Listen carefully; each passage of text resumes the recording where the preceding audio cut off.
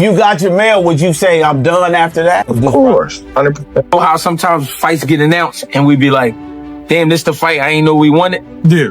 I think this is one of those fights. A lot of bad blood. Yeah, but not just that. It's just a hell of a matchup because you didn't think you would get it. He hasn't fought in over 2 years. His last appearance was called dull. So why is Jermell Charlo suddenly calling out Terence Crawford, boxing's new king? The answer isn't what fans think, and it reveals a brutal truth that just came to light. Charlo's back, loud again, saying it clear as day. I want the smoke with Crawford. He calls it an honor to share the ring with him. But this isn't about respect. It's about redemption. I want all the smoke. I want smoke with Crawford. I want all the smoke. Give me the best. I'm in shape. I train. My lifestyle is on the move. Everything is great. So why the f would I want the best, man? What y'all talking about, dog? I don't got time to be playing with none of these people with these promotionals and all of these. I'm with the old school boxing. If they gave me an offer for Crawford, and me and Crawford, I talked to him one time. I'm excited. I'm so. It'll be an honor to get in the ring with him, not just today, just because of what he done as becoming undisputed. He completed something that I didn't complete, and so being in the ring with Crawford would be amazing. I fight of today's era. I don't think that there's no other fight out there in the boxing world for Crawford to make right now. The best fight really would be me. The best fight with boots is me. The best fight with Charlo's trying to sell the moment, framing it like the biggest matchup of our era. He's promising fans the best fight of our time, claiming Crawford has no choice but to accept. He even tried to be polite, admitting, Crawford did something I haven't. But all this talk of honor and legacy doesn't match what happened the last time Charlo stepped inside a ring dock. Gave me an offer for Crawford, and me and Crawford, I talked to him one time. I'm excited. I'm so.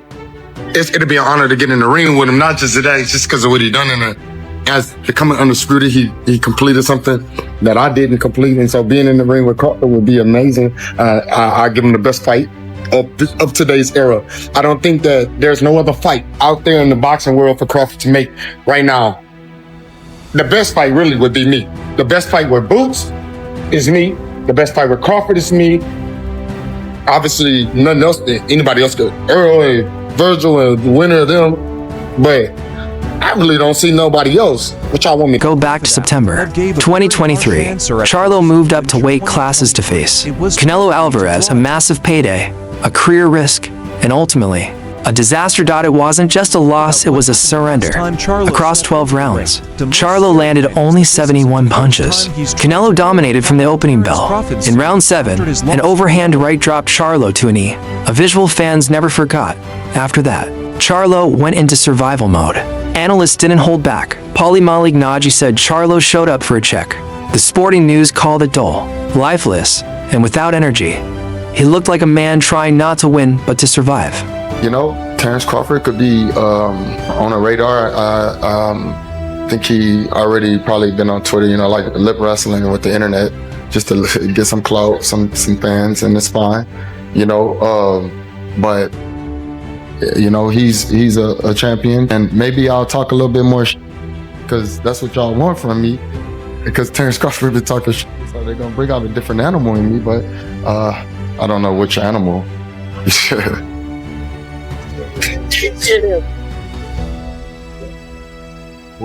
But yeah, man, I can fight Terence Crawford. How do you respond to him intentionally saying your name wrong? Because he said Zoo and then you know what? I think he's that illiterate that he can't speak properly. I don't think he can. Yeah, he just. I don't know. Like you can make him try say that word and Zoo, but he can't say it. Poor bloke. Even legends called it what it was. Sugar Ray Leonard said it best. Weight classes exist for a reason. Charlo, once dominant at 154, simply couldn't carry his power to 168. Al Bernstein from ESPN put it bluntly, Charlo landed good shots. They just didn't hurt him. Canelo was too strong, too comfortable, too experienced at that weight dot by the middle rounds. Charlo realized he wasn't supposed to be there. After the fight, Charlo tried to stay composed at the press conference, but what he said told the whole story. This is for a reason, Ray. It looked like Charlo really couldn't get off tonight against Canelo. What did you think about it? Styles make fights. That was hey, I appreciate the fight. The power he showed. You know, he fought the proper fight for the proper opponent. When you fight a guy coming up 2 weight classes, you're supposed to bully him. If he'd fought Floyd Mayweather that way back in the day, we'd saw a much better fight. But he didn't. But he's learned now, and that shows you that he's improved, and he understands boxing more now because he's bullied the smaller guy, which is what you're supposed to. Canelo's a beast. Maybe I felt that more because this was my first time in that division. He even admitted, I wish I could have gained 5 more pounds. Then came the line that said it all. It was the first time I've been hit and felt dizzy. That was the sound of a fighter realizing he'd stepped into the wrong league. Terence Crawford saw the fight live and he didn't hold back. Right after, he went on social media and torched Charlo. You went out sad. Didn't even try to win. You just tried to survive. Should feel bad about yourself. Then he added the knockout line. He laid down and let Canelo spank him like he was his father.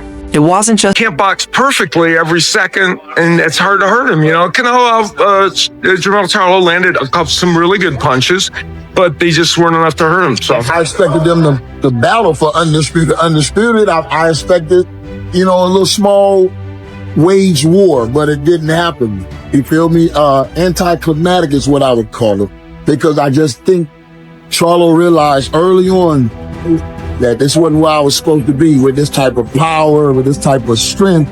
So he kind of survived and made it. But it was about as good as it gets. I thought that was a tremendous all-around demonstration of what makes Canelo Alvarez the greatest fighter of the generation. From the fabulous chin, to the very effective defense, to mixing power punches together in the middle rounds, to landing one of the best right hands he's ever thrown to knock Charlo down, and using a series of left hooks to widen the margin down the stretch of the fight. It was vintage Canelo. It's about as good as it gets. I think it was a one-sided fight because Canelo Alvarez is a historically great fighter.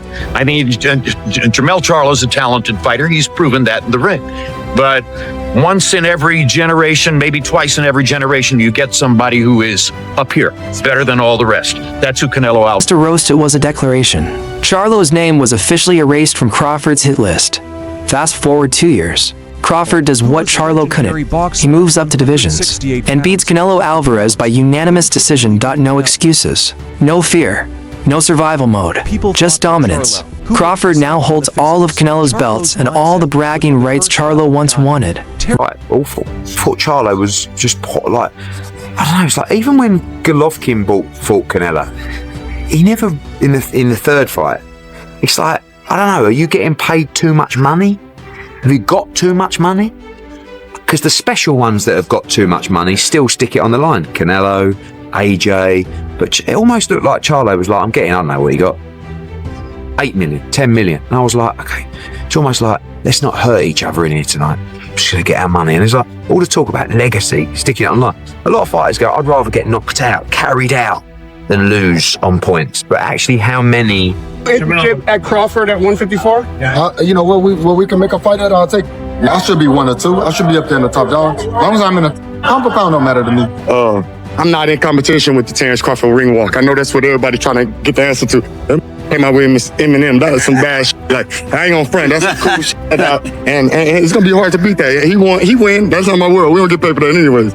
But I almost had like Lil Wayne or something. I had some people I've been in contact with. So recent footage shows Crawford still in elite shape, relaxed, powerful, and ready for whatever comes next. So now, when Charlo calls out Crawford again, saying it's an honor, you can see what's really happening. It's not just ambition, it's desperation. A man trying to rewrite the story fans still remember. Charlo doesn't just want to fight, he wants forgiveness. But boxing doesn't forgive easily. And Crawford, he doesn't either.